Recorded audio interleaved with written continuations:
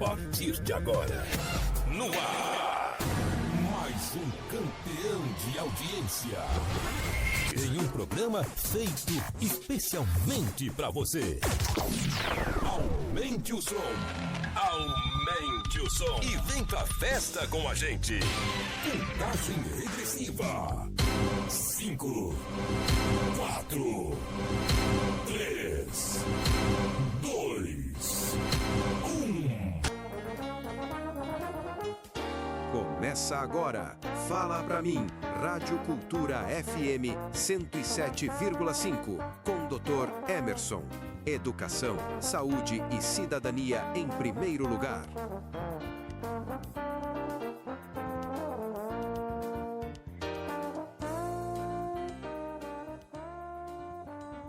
O programa Fala Pra Mim é dedicado a todas as pessoas, preferencialmente aos pobres e em todas as suas lutas, conquistas e direitos.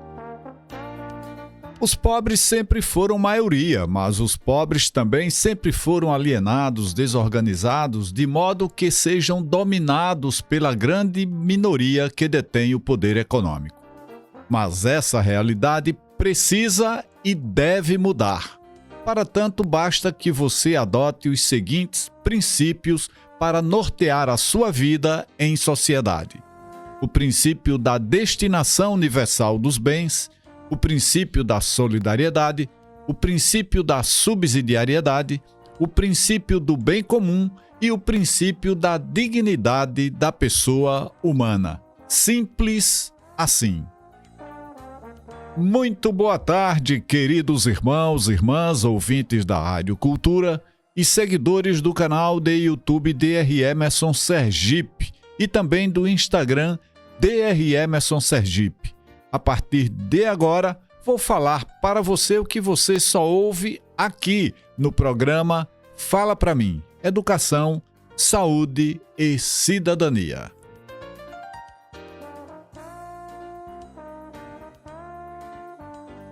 Eu sou o Dr. Emerson e estarei com você até às 15 horas na apresentação de mais uma edição do programa Fala Pra Mim.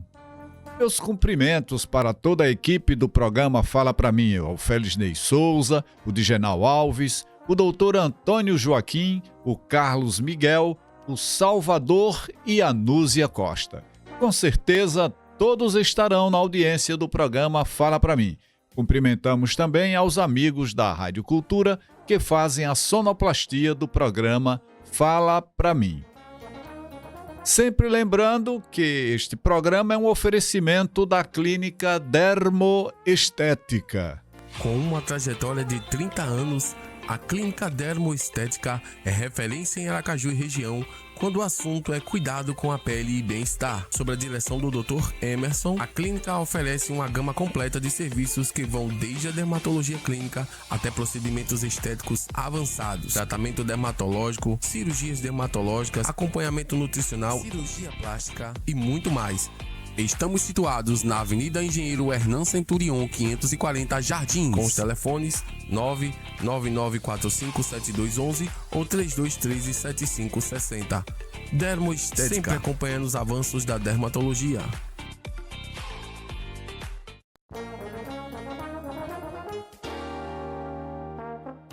O programa Fala Pra Mim também é um oferecimento da Apis Tecnologia e Comunicação Condominial. Conheça a Apis Tecnologia, segurança e inovação para o seu condomínio ou empresa.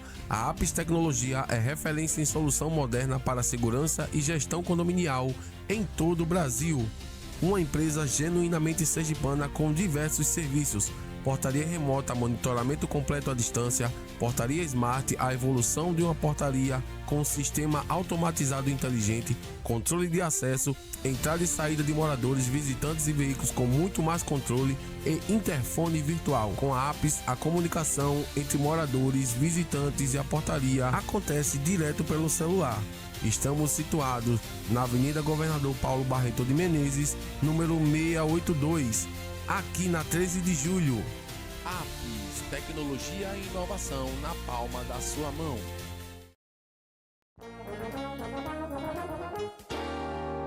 O programa Fala Pra Mim também é o apoio cultural do Conselho Nacional do Laicato do Brasil na Arquidiocese de Aracaju.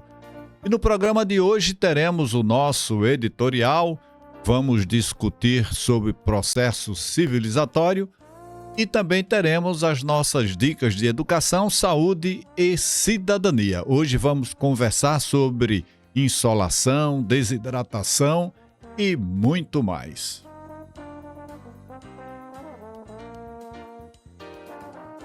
E para você participar do nosso programa, envie a sua mensagem através dos números 99982-6704, 99982-6704 e também através do número 99956-9454, 99956-9454. E oportunamente estaremos lhe respondendo. E também, se você desejar participar do grupo de WhatsApp do programa Fala Pra Mim, você manda um contato para 999569454, que nós incluiremos seu nome e você vai receber toda a comunicação aqui do programa, sobre avisos dos programas e também você receberá os links dos programas que estão em nosso canal de YouTube DR Emerson Sergipe. Então participe desse grupo, fortaleça esse grupo. Você pode então participar do grupo Fala Pra Mim. Bom, então ficamos aí no aguardo do seu contato. E a partir de agora teremos o nosso editorial. Fala Pra Mim. Fala Pra Mim. Editorial.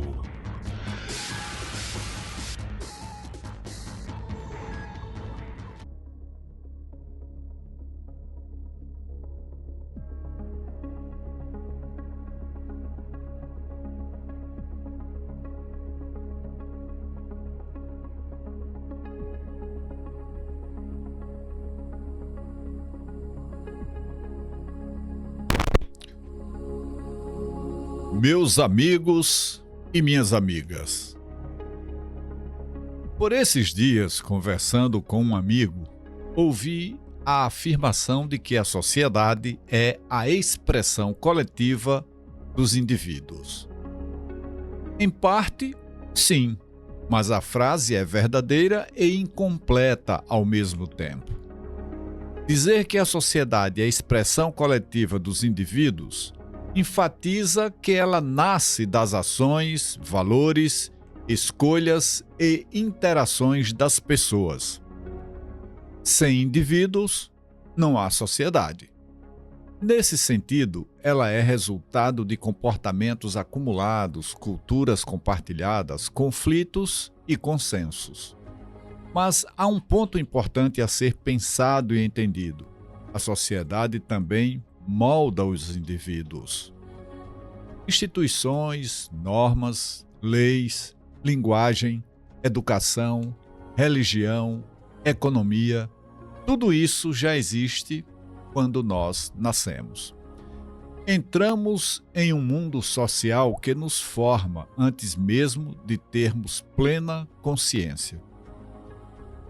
Como dizia Durkheim, os fatos sociais exercem força sobre nós. Marx lembraria que as estruturas econômicas condicionam possibilidades. Foucault apontaria que o poder circula nas instituições e produz subjetividades. Então, talvez seja mais preciso dizer: a sociedade é produto dos indivíduos, mas também produtora deles. É uma relação circular. Indivíduos criam instituições, instituições moldam indivíduos, indivíduos transformam ou reproduzem instituições. Se a sociedade fosse apenas soma de vontades individuais, mudanças seriam simples. Mas, como existem estruturas históricas, desigualdades, ideologias e sistemas de poder, a dinâmica é bem mais complexa. Pense nisso.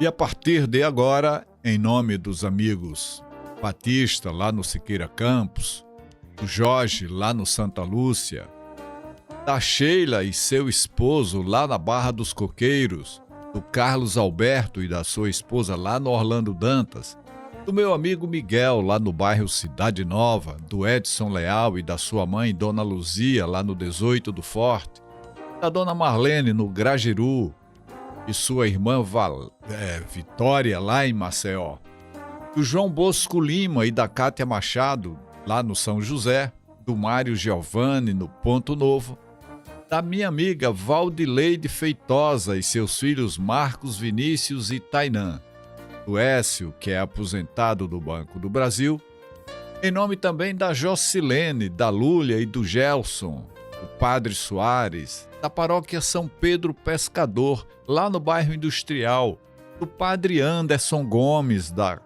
Catedral, da Irmã Moraes, do Dom José Palmeira Lessa, Dom Genivaldo e do Dom Josafá. E também em nome de todos os ouvintes do programa Fala Pra Mim, teremos a partir de agora as nossas dicas de saúde. Fala pra mim, dicas de saúde.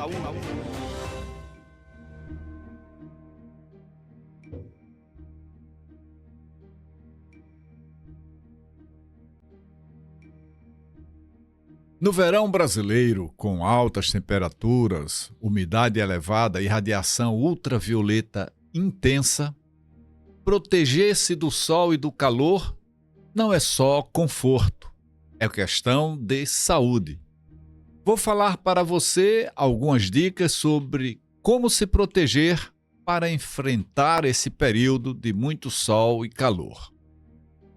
Dica número 1: proteção solar adequada, todos os dias. Use sempre protetor solar FPS 50+, pela manhã e à tarde. Aplique 15 a 30 minutos antes de sair de casa e reaplique a cada 2 horas ou após suor excessivo ou sempre que molhar a pele. Não esqueça: orelhas, dorso das mãos, dorso dos pés, nuca. É importante que você lembre de fazer a proteção dessas áreas. E para aquelas pessoas com pouca telha, como costumamos dizer, é bom usar boné, usar chapéus para ajudar na proteção solar com relação aí à área do couro cabeludo que está exposta sem a proteção dos cabelos. Para o clima brasileiro, filtros com alta resistência à água e ao suor costumam ser mais adequados. Dica número 2: roupas e acessórios inteligentes. Prefira roupas leves, claras e de tecidos respiráveis, algodão, linho, e atualmente já existem os tecidos tecnológicos, ou seja, aquelas roupas que a gente rotula como UV-Line, ou seja, que elas também fazem uma maior proteção com relação à radiação ultravioleta. Como já disse, use chapéu de aba larga, boné, né, e faça de modo que você faça a proteção, né, da região do cabelo, da região da nuca.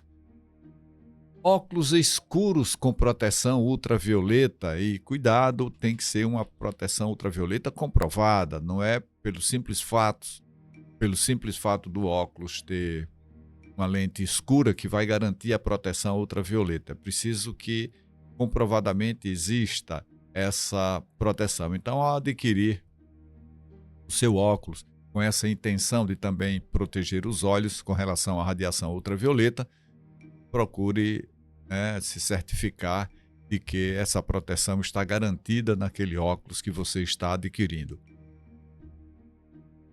E, como dica número 3, evite os horários críticos. No Brasil, a radiação ultravioleta costuma ser mais intensa entre 10 e 16 horas.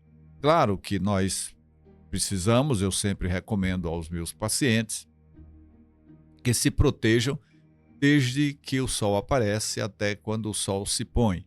Mas o horário crítico, ou seja, na hora de fazer suas atividades, quando tiver que programar, se puder, evite a sua exposição excessiva ao sol entre 10 e 16 horas. Então, organize suas atividades, particularmente ao ar livre, de modo que leve em conta esse intervalo de tempo onde a radiação, ou no qual a radiação é mais intensa. E mesmo em dias nublados, até 80% da radiação ultravioleta atravessa as nuvens. Dica número 4. Hidratação é prioridade. Beba água regularmente, mesmo sem sede. Beba aos poucos, mas vá sempre bebendo água ao longo do dia e evite excesso de ingestão de bebida alcoólica, porque nesse calor, essa ingestão e sempre a ingestão excessiva de álcool vai aumentar a desidratação. Inclua frutas ricas em água na sua alimentação, melancia, melão, laranja, abacaxi. E atenção redobrada com idosos e crianças, porque desidratam mais rapidamente. Sinais de alerta sobre a desidratação. A pessoa, ao estar desidratada, pode apresentar tontura, fraqueza, dor de cabeça, boca seca ou urina escurecida. Dica número 5, reduza o impacto do calor. Mantenha ambientes ventilados, use ventilador ou ar-condicionado quando possível. Tome banhos com a água, aquela história da quebrar frieza, Então, águas mornas e, de preferência, tome banhos frios nesse período de muito calor. Evite atividades físicas intensas no pico do calor. Lembra daquele horário das 9 às 16? Mas cuidado e evite, preferencialmente, não fazer atividade em ambientes abertos e nesses horários.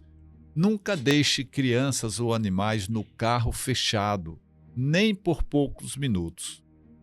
Dica número 3, reconheça sinais de insolação. Então procure ajuda médica se houver febre alta, mais de 39 graus, confusão mental, pele quente e seca, desmaios, convulsões. Isso constitui uma emergência médica.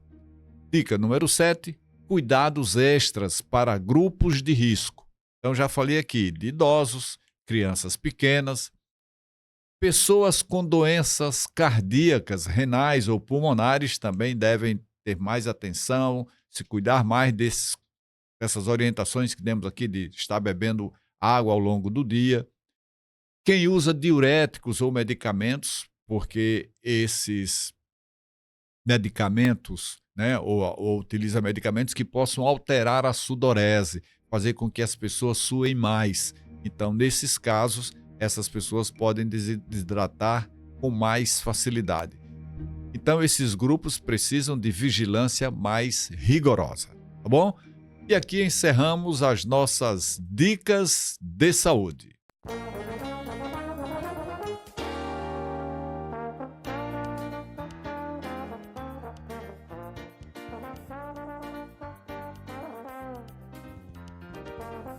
E a partir de agora, as nossas dicas de educação e cidadania.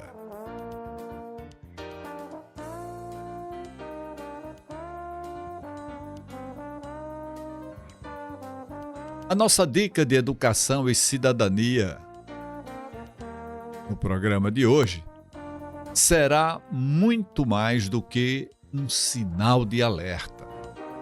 O que vamos falar para você no programa de hoje requer a sua atenção, a sua reflexão, e tudo isso precisa ser conversado no ambiente familiar, no seu ambiente de trabalho e no ambiente também de convívio social. Discuta, converse. Nós estamos vivenciando um período bastante crítico em nossa sociedade. Eu fico, por vezes, até angustiado de ver o quanto estamos degenerando do ponto de vista dos nossos valores morais. né? Após o almoço, por vezes, escuto um noticiário e percebo que 70%, 80% do noticiário é só para que sejam apresentados crimes, né? Roubos, assassinatos, o tempo inteiro. E fico imaginando quanta gente que amanhece e pensa, o que vou fazer hoje? E fica pensando o que vai fazer de errado, como vou roubar as pessoas, como vou enganar, como vou mentir. Eu vi outro dia alguém falando que todos os dias a pessoa recebe alguma tentativa de golpe pelo celular. Quanto isso acontece? Isso significa, vamos pensar na seguinte possibilidade, quanta gente fazendo mal, né? Isso não é da natureza humana, isso nos desumaniza, isso nos leva à barbárie. Essa situação de desrespeito, e é desrespeito contra tudo, uma violência sem tamanho. Nós nunca vivenciamos, eu fico extremamente preocupado com a expressão desse lado violento, né, do ser humano em todos os dias, né, e em diversas situações. Se pararmos para prestar atenção, vamos ver essa degeneração que acontece na espécie humana, e é sobre isso que vamos conversar no programa de hoje, né? E veja, dizem que o ser humano é, por natureza, um ser sociável. Isso não é apenas uma frase bonita, é um fato histórico e antropológico, né? Do ponto de vista antropológico, do ponto de vista social, podemos e já conhecemos filosoficamente essa afirmação. Nós somos seres sociáveis por natureza. E veja, e cada um de nós nasce indivíduo, único, irrepetível. Não existem duas pessoas absolutamente iguais, nem quando estivermos falando de gêmeos univitelinos, né? Elas são irrepetíveis, cada pessoa é única. Existe um só, né? Essa é a força da nossa individualidade. Mas a nossa humanidade não se constrói apenas na autonomia pessoal. Ela também se forma na dimensão moral, nos valores e na espiritualidade. Então nós precisamos entender esta necessidade, diria que natural, e que nos diferencia inclusive dos outros animais, né? E que precisamos, respeitando a nossa autonomia, respeitando a nossa individualidade, mas nós não somos humanos simplesmente porque temos autonomia e individualidade. Isso existe com diversos outros seres animais, mas nós temos a dimensão moral, a dimensão da abstração, dos valores, e isso tudo vai se manifestar na espiritualidade, no jeito como nós vamos nos relacionar com as outras pessoas. Não estou falando especificamente em religiosidade, isso é da criação humana, mas estou falando na espiritualidade, nessa forma como nós vivenciamos a nossa sociabilidade. É nessa combinação que nos tornamos plenamente humanos e que nos diferencia da maioria das outras espécies. E o que vai nos diferenciar das outras espécies não é apenas a inteligência, é a capacidade de viver em sociedade. Desde os primórdios da civilização, há milhares de anos, nossos ancestrais já se organizavam em grupos, formavam bandos, cooperavam, compartilhavam. Foi dessa necessidade de convivência e sobrevivência que surgiram as sociedades primitivas e, em consequência, as grandes conquistas humanas. O domínio do fogo, a fabricação de ferramentas, a agricultura, a escrita. Nada disso nasceu do isolamento. Tudo isso nasceu da convivência. E na relação com o outro, é nessa relação que nós nos reconhecemos como sujeitos sociais. Então a sociabilidade é fundamental para o ser humano. É aí, repito, que nós nos reconhecemos como sujeitos sociais. E mais do que isso, como sujeitos de direitos. Então é importante entendermos isso.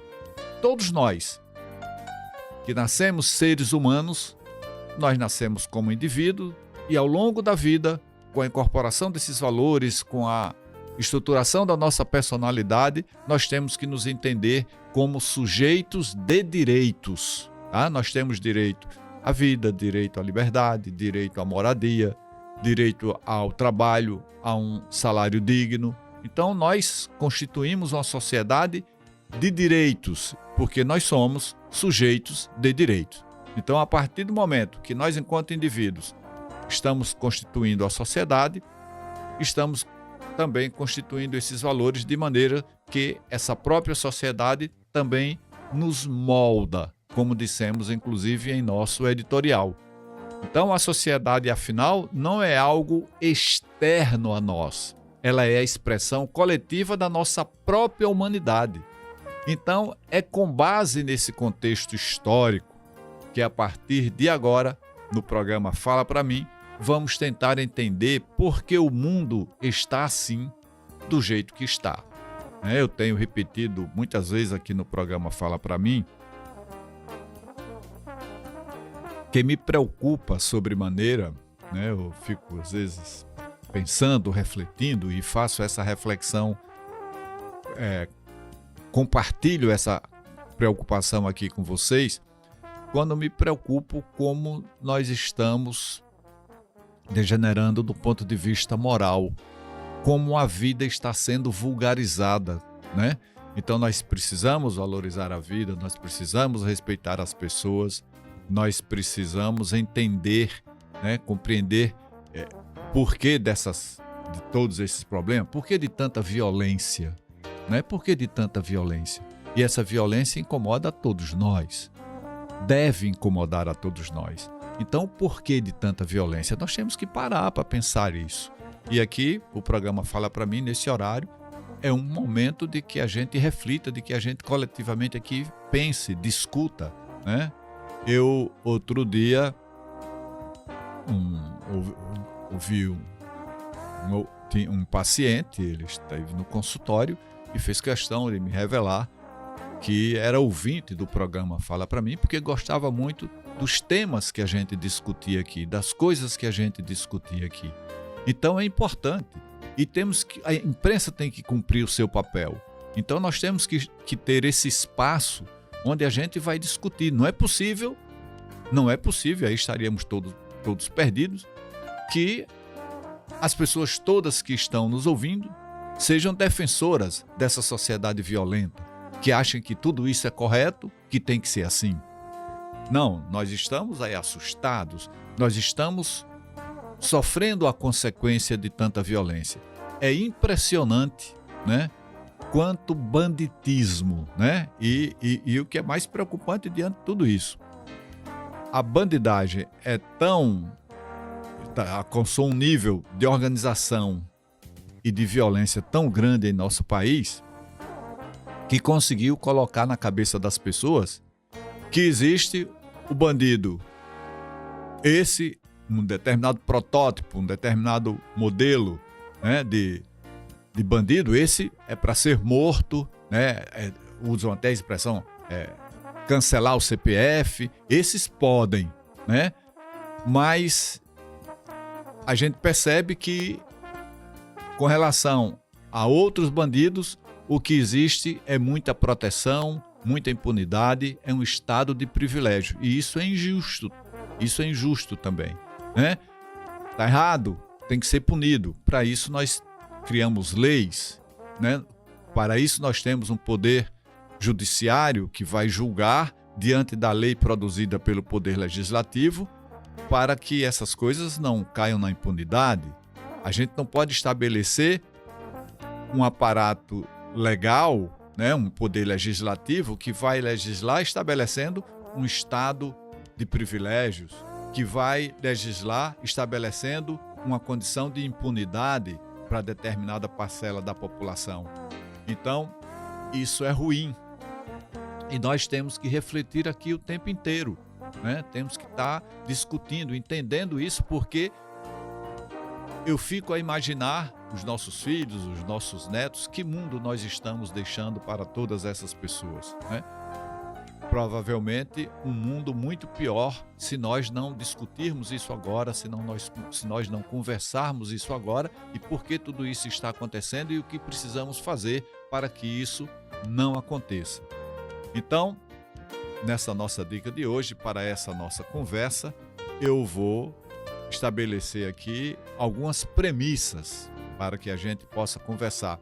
E aí tenho certeza que a maioria das pessoas que está nos ouvindo vai concordar com essas premissas, tá bom? Então, vamos lá. Primeira grande premissa que nós temos falado aqui repetidamente no programa Fala Pra Mim é a realidade de classes sociais onde nós temos claramente pobres e ricos. Uma grande minoria é rica e, em consequência, a imensa maioria é pobre. Então, isso é uma realidade que todo mundo concorda, né? E veja, não obstante essa realidade, a gente costuma, eu já em redes sociais já vi discussões não existe pobre, não existe, o que existe é preguiçoso, é gente que não quer trabalhar. E isso é uma baita de uma mentira, e essa mentira que hoje nós vivemos. Inclusive eu estou lendo atualmente o livro Nexus, que trata muito de como evoluiu a informação no processo civilizatório da espécie humana. E nós temos a questão das histórias. As histórias aqui, não é história com H-I, é histórias. As histórias que são as narrativas que são montadas, né? E aí o objetivo é dominar a mente, é uma perspectiva de poder. Então, como existem histórias hoje, e aí nós vamos encontrar, nesse período que nós vivenciamos no mundo, aí é outra coisa que nós precisamos entender e saber como enfrentar tudo isso, é a relativização da verdade, né? Chamam inclusive de época da pós-verdade, né? E o que é essa verdade? A verdade é o que cada um pensa, é o que cada um quer, são as diversas histórias que são montadas, e aí nós temos coisas absurdas que são defendidas por uma parcela significativa de pessoas nessa fragmentação da verdade. Se nós colocarmos qualquer tema, vai ter sempre, não, isso é assim ou isso é dessa outra forma. Então, quando colocamos essa questão de pobre e rico, há quem diga que não existe pobre. E há quem diga que se existe alguém pobre é porque estamos aqui nos referindo a uma pessoa preguiçosa, a uma pessoa que não soube aproveitar as oportunidades, a uma pessoa que nunca quis estudar, e a gente sabe que isso não é verdade. Porque existem muito poucos, é claro, muito poucos ricos que são analfabetos ou semi-analfabetos e, no entanto, são ricos. Então, a condição da falta de estudo não é um corte para definir quem pode ser rico ou quem pode ser pobre, né? Então, é todo um contexto que nós precisamos entender, e para que comecemos a entender esse processo, devemos entender: existem pobres e ricos no mundo inteiro, na sociedade. Se nós considerarmos o mundo, se considerarmos o Brasil, se considerarmos Sergipe, se considerarmos Aracaju, então existem pobres e ricos. Muitos, a grande maioria de pobres, e uma parcela muito pequena. Hoje se fala em 0,1 a 1% no máximo, né? Nós vamos ter aí de 0,1. Se considerarmos os super ricos, é menos de 1% da população. Então, nós temos que levar em conta essa realidade, reconhecer essa realidade, e ela não é uma coisa natural. Não, naturalmente é assim, vai ser sempre assim, não tem como mudar isso. Não é verdade, são histórias, são narrativas que se colocam na cabeça das pessoas e vai negando os princípios que a gente sempre defendeu aqui no programa Fala Pra Mim. O princípio da dignidade do ser humano. Nasceu ser humano, nasceu com dignidade. a dignidade é inerente à pessoa humana. Então, quando a gente nega moradia, assistência à saúde, uma escola de qualidade, nega emprego, nega renda, quando tem que ter as pessoas, tem gente morando na rua, é assim mesmo. Quando a gente naturaliza tudo isso, a gente está quebrando esse princípio basilar que deve ser uma norma, uma regra, uma condição que está em todas as nossas cabeças e que vai estabelecer esse princípio que nós estamos trabalhando aqui, que é da sociabilidade do ser humano. Nós não podemos pensar em sociabilidade sem equidade, sem que a gente, para quem precisa mais, a gente vai fazer a justiça distributiva. Para quem precisa mais, vamos dar mais. Para quem precisa menos, vamos dar menos. De maneira que a gente faça uma justiça distributiva.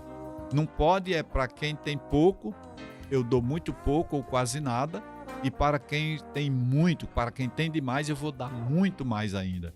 Então não pode ser dessa forma, porque senão nós estaremos aumentando a diferença, e é por conta disso, é por conta dessa falta de justiça distributiva que nós temos então esse cenário de divisão das pessoas em pobres, a maioria delas, e ricos, uma minoria delas. Precisamos entender isso. Mas e por que existe isso? Por que, Emerson, existe isso tudo? Existe por conta da injustiça distributiva, porque nós não estamos sendo justos ao distribuirmos.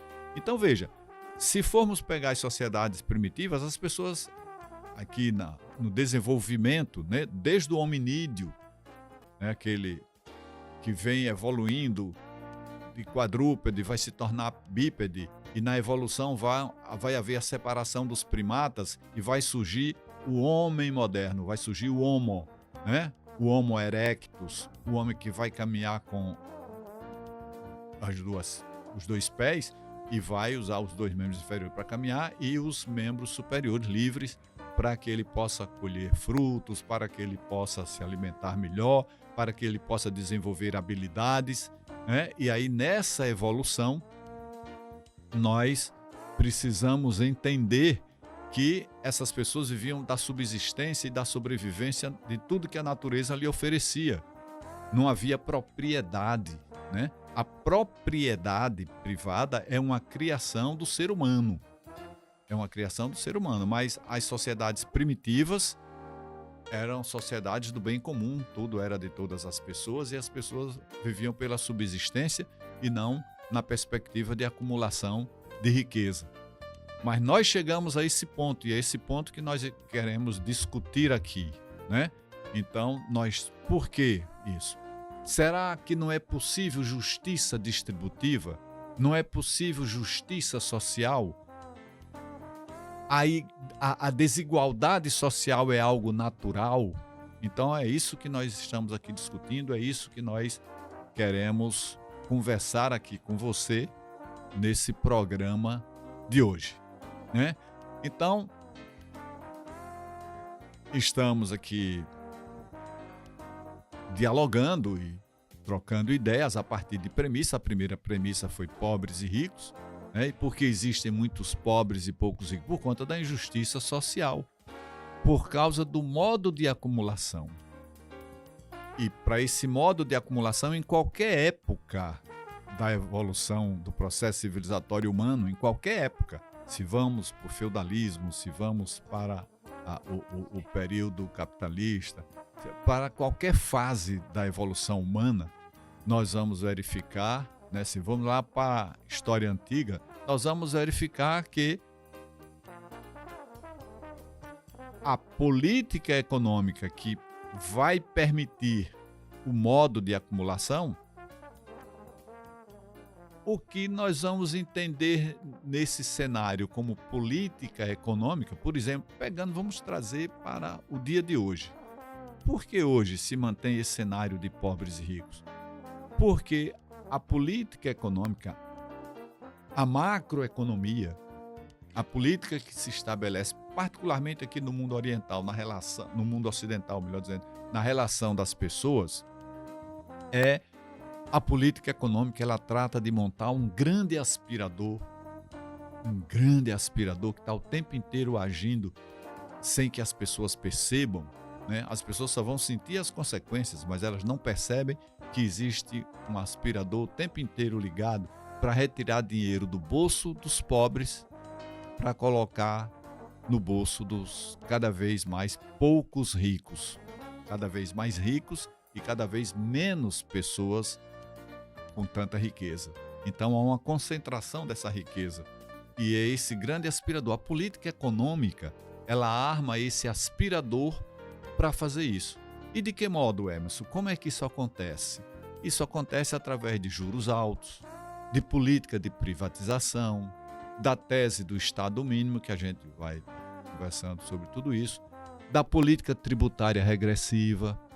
Então, por exemplo, juros altos aqui no Brasil, nós temos um dos juros mais altos do mundo, a taxa Selic aqui está em 15% e não baixa de jeito nenhum. Por quê?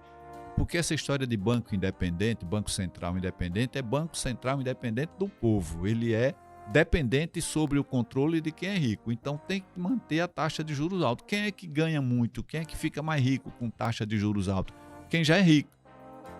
O que é pobre vai empobrecer mais, porque ele vai pagar cada vez mais em tudo na sua relação social, vai pagar sempre mais alto, o custo de vida vai estar maior, vai pagar juros altos. Se for buscar socorro em um banco, vai pagar juros altíssimos. E tudo isso é uma forma de tirar dinheiro do bolso das pessoas para o bolso dos ricos. Então, o trabalho que você tem, o dinheiro que você ganha, há um aspirador montado para retirar tudo isso. E veja quanto é injusto. Produz muito pobre e ainda diz, a maioria da população está empobrecida e ainda diz, precisamos do Estado mínimo. Ou seja, não tem que estar dando escola, saúde, moradia, transporte para a população, não. O Estado tem que ser mínimo. O Estado tem que ser só para regular o mercado, as coisas que acontecem no mercado. Ora, quanto mais pobre, nós sempre repetimos aqui no programa Fala Pra Mim, isso é a justiça social, né? Isso é do Jesus revolucionário que se fez pobre, que viveu entre os pobres. Nós precisamos agir com equidade. Eu sempre digo aqui no início do programa os princípios que devem reger. O princípio da solidariedade, o princípio da subsidiariedade. Então, no princípio da subsidiariedade, quem tem mais precisa de menos, quem tem menos precisa de mais. Temos que agir com equidade, né? A política tributária tem que ser regressiva. Por que é que o Brasil, se conversa, se discute, se fala tanta coisa, e eu vou falar daqui a pouco na importância da grande mídia para fazer essa história toda que sai fazendo a cabeça do povo, de maneira que o oprimido pense do jeito que o opressor quer que ele pense. Então, a política tributária, agora, ano passado, nós perdemos mais uma vez a oportunidade, não se consegue aqui taxar os super ricos. Você distribui renda se você... Ora, como é que eu digo aqui que o aspirador está funcionando? Tirando o dinheiro do bolso da maioria empobrecida para concentrar nos ricos. É isso que está acontecendo no mundo inteiro. O Banco Mundial fez uma proposta junto com a ONU, vamos até 2030. Isso lá de 2013, 2015, por aí. Vamos até 2030 ver se a gente resolve esse problema da desigualdade. E todo ano o relatório do Banco Mundial está dizendo a desigualdade está aumentando na maioria dos lugares, está piorando ao invés da gente corrigir. Por quê? Porque os aspiradores continuam montados, né? O aspirador que defende juros altos, né? Independência do Banco Central com relação aos governos e que estejam somente a serviço e sob o controle dos ricos, a privatização, a política tributária que não pode ser... Nós perdemos a oportunidade de fazer uma política tributária regressiva. Quando chegamos agora aqui no Brasil, que fomos discutir, vamos elevar a taxa de isenção para R$5.000, mas vamos neutralizar essa política fazendo como vamos buscar esse dinheiro dos ricos que no Brasil eles não pagam o imposto como deveriam pagar, né? Diferente do que acontece no mundo. O mundo aí, a política não é essa política tributária regressiva como é no Brasil, mas aqui no Brasil quem ganha menos paga mais. quem ganha mais paga menos. Isso já demonstra esse estado de injustiça e já mostra esse aspirador que está montado. E quem é que garante isso produzindo leis que dizem dessa forma? É o poder político. Então o poder político não representa a população, não está a serviço. Isso é um dos exemplos que a gente tem claramente de que essa coisa do poder político, isso é uma grande mentira, representando a população, eles não representam a população. Agora, só quem pode reverter isso é a população. Agora, para reverter tem que entender, né? E dizer, não pode votar em político picareta. Então nós vamos mostrando como é que a picaretagem, né, se estrutura dentro da política para que o povo, através de um processo democrático, né, eleja políticos picaretas e políticos que não representam a população, mas sim representam esse modelo que nós estamos mostrando aqui agora. Então, para que tudo isso aconteça, é preciso que o poder político seja controlado pelos ricos, esteja a serviço dos ricos e não dos pobres, no caso do povo. O Estado, a administração pública e as instituições são uma criação humana. Isso é verdade. Nós estamos falando aqui no contexto histórico. Então, quem criou o Estado, a administração pública e as instituições isso é uma criação humana. Em tese, para produzir leis que objetivam o bem comum e a defesa da cidadania. Então, em tese, é isso. Nós fomos criar o Estado pensando nas pessoas, pensando no bem comum e pensando na defesa, consequentemente, da cidadania, de modo a garantir dignidade para todas as pessoas. Mas aí fica a grande pergunta, mas na prática é assim? Claro que não. Os poderes não representam o povo, representam os ricos. Isto é muito claro, estão a serviço dos ricos.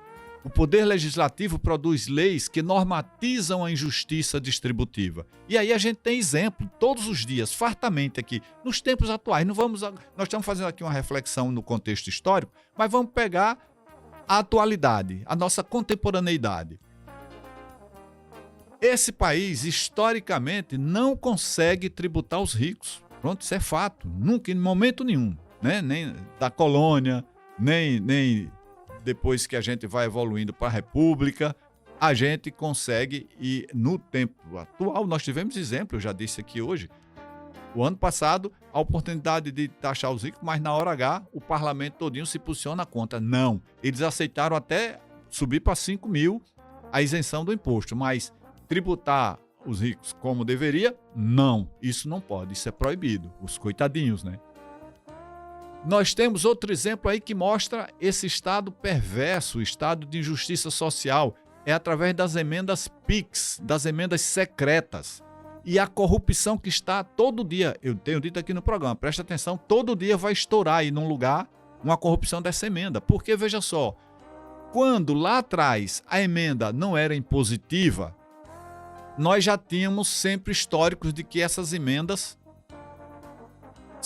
havia uma corrupção, de modo que tinha as comissões, as propinas pelas emendas. Então os deputados conseguiam as emendas e naquela época sabia qual foi o deputado, qual foi o senador que deu a emenda, para qual prefeitura, quando decidiu. Sabia isso. Antigamente sabia. E agora com as emendas secretas, não sabe mais de onde saiu, para onde vai, de que modo está sendo gasto. É um absurdo. E olhe, falando tudo isso é sempre bom deixar claro. Um dos princípios da administração pública, a administração pública, né, criada pelo próprio ser humano para administrar o bem comum, o princípio, um deles da administração pública é o princípio da transparência. Quando se trata de dinheiro público, o seu salário você vai lá estar gastando, né? Você faz as suas contas, essa coisa toda. Agora, e mesmo assim, hoje até os cidadãos são muito vigiados, né? Porque essa história de estar tudo nas redes sociais, nos cartões de crédito, não sei o que, se sabe de tudo como é que as pessoas estão gastando dinheiro. Claro que tem pessoas que se especializam em enganar, né? Em sonegar, em fazer uma série de coisas. Isso é outra história que a gente pode conversar outro dia. Mas, o que é que acontece? As pessoas, através da emenda PIX aqui no Brasil, olha quanta distorção. Primeiro, nós somos uma república federativa presidencialista. Então, são prefeitos, governadores e presidente da república que administram o orçamento. Orçamento é o dinheiro obtido através da Saiu, enganchou, mas vai sair. É o dinheiro arrecadado a partir da cobrança de impostos e de taxas. Isso vai constituir a receita, a renda, o dinheiro que o governo tem para fazer o orçamento e fazer as obras públicas, pagar o funcionalismo, fazer tudo isso. O que é que tem acontecido no Brasil nas últimas décadas? O parlamento brasileiro está usurpando esse modelo de república federativa presidencialista que está na lei e nós estamos transformando num pseudo-parlamentarismo.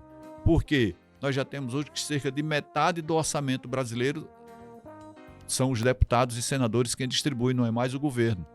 O governo agora tem que ir atrás de deputados e senadores para pedir que eles aprovem emendas. E ora, antes quando não era impositiva, a emenda que conseguia aprovar tem um histórico de corrupção. E agora vocês imaginem emenda, olha a maldade como ela já é aprovada. Ela é aprovada para dizer assim, ó, não pode identificar. E é dinheiro público, viu? Só dinheiro público aí. É dinheiro do suor do trabalhador, que paga imposto e paga taxas. Então ele diz, ó, vamos gastar dessa forma. Não diz para onde vai, não diz quem é o parlamentar que está colocando e tal. Então, quando estão conseguindo, né, que hoje a vigilância da sociedade é bom que aumente, que vai entender desse processo. E o que é impressionante é que gente pobre nos municípios, pessoas que estão aí buscando vaga atrás, um emprego com esses políticos, estão ali participando, estão percebendo isso aí. Nós temos que denunciar, nós temos que estar falando dessas coisas todas, porque isso é roubo do dinheiro público. Isso produz desemprego, produz fome, produz falta de educação, falta de assistência médica de qualidade. As políticas públicas vão deixando de existir porque vai havendo esse consumo. Muito cuidado. Antigamente, na política, conseguia roubar o dinheiro assim, diretamente. Aí agora, com o aumento do controle social, da vigilância, das rubricas, o dinheiro tem aqui, está mostrando para onde é que está indo, tal, essa coisa toda. Então agora é assim, nós temos que fazer obra e temos que fazer evento. Por isso que é tanta festa e que é tanto evento, né? E aí nós precisamos aumentar, fortalecer as instituições, o controle institucional, a vigilância, o controle. Como é que eu vou estar controlando se esse dinheiro está sendo gasto devidamente, se isso aqui não está tendo roubo e tal, essas coisas todas. Percebam, cada vez que vocês virem uma notícia, roubo, foi descoberto aqui um esquema de um senador, de um deputado que está roubando através das emendas. Lembrem sempre do programa Fala Pra Mim, porque nós estamos sempre alertando aqui que isso é muito ruim para a sociedade, porque é antirrepublicano e é uma anomalia que o Congresso criou, de maneira que os deputados tenham mais dinheiro, tenham mais poder para então produzirem todo esse cenário de desvio de verba pública e de que não resolve o problema da desigualdade social no Brasil.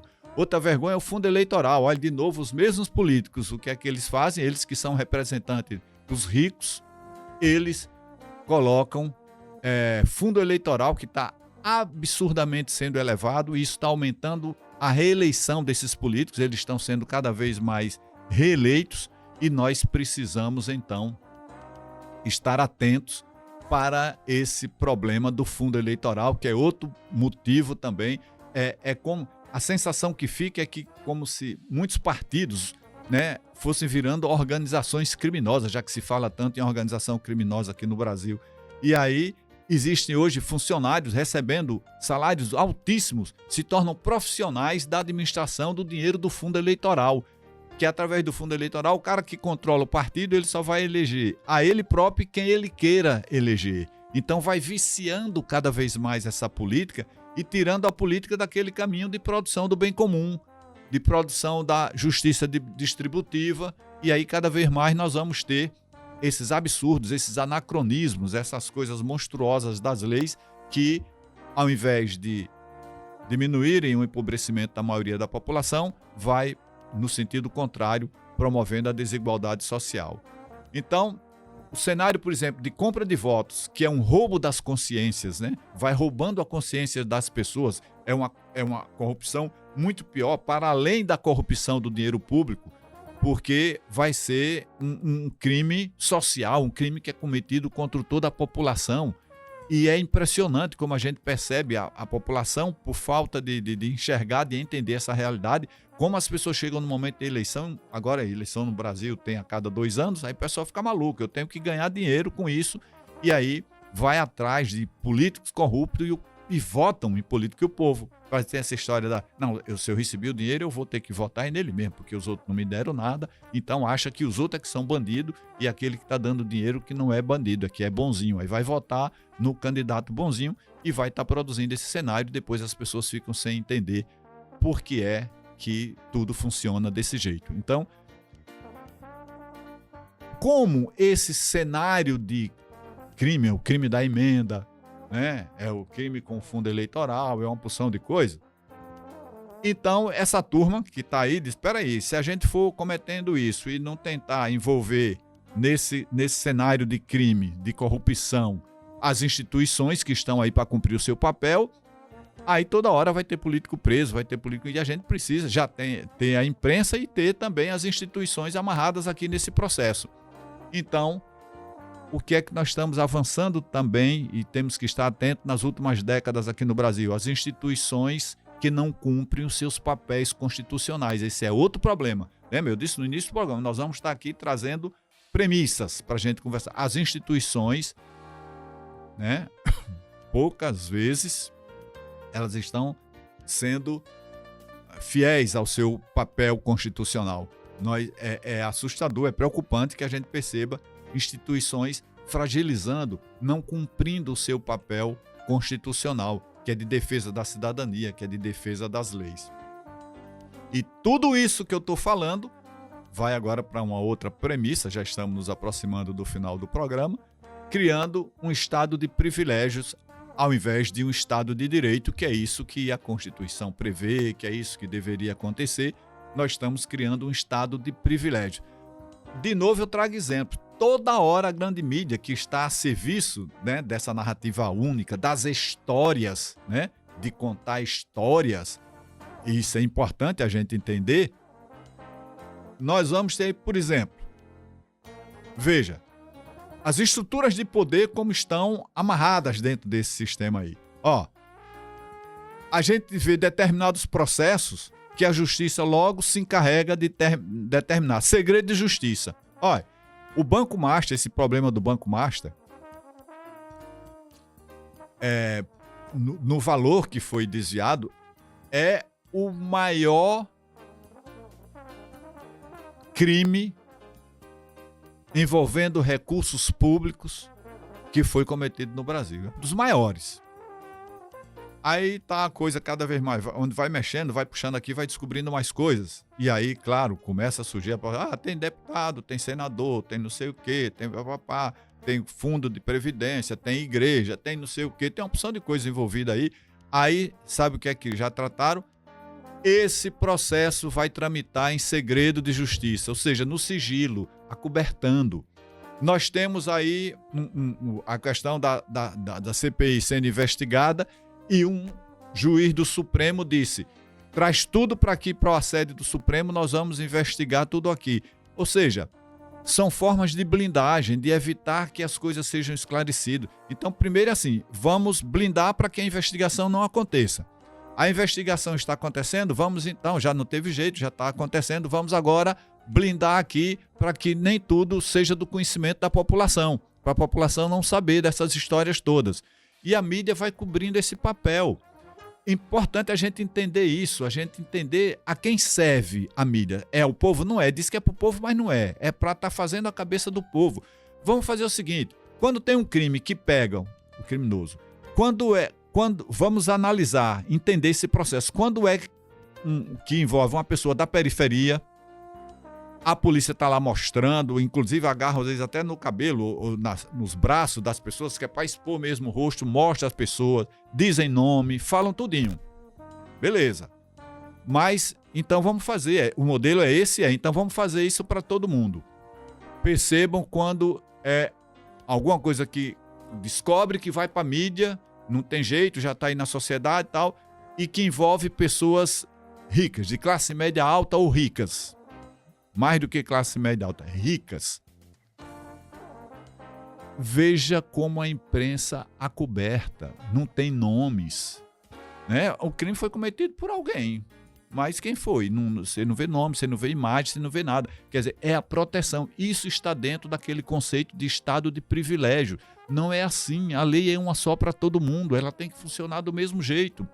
A proteção que nós damos a uma pessoa que está sendo investigada tem que ser a mesma para todo mundo. Não pode ser uma proteção para umas pessoas em função da sua condição socioeconômica e uma proteção para outros que não tenham uma boa condição socioeconômica. Então, são essas coisas que nós precisamos entender para que a gente possa resolver todos os nossos problemas. E aqui concluímos mais um programa Fala Pra Mim. Grande abraço, um bom final de semana para todos vocês. E o convite para na próxima segunda às 19h30 no nosso podcast Fala Pra Mim e no próximo sábado estarmos de novo aqui agendados juntos, cumprindo esse papel, né, de vigilantes da sociedade e de estarmos a serviço do bem comum. Fiquem em paz, fiquem com Deus. Estamos encerrando o Fala Pra Mim deste sábado com a apresentação do Dr. Emerson. Fala Pra Mim é um oferecimento da Clínica Dermoestética e Apis Tecnologia e Comunicação. Até o próximo sábado e obrigado pela sua audiência.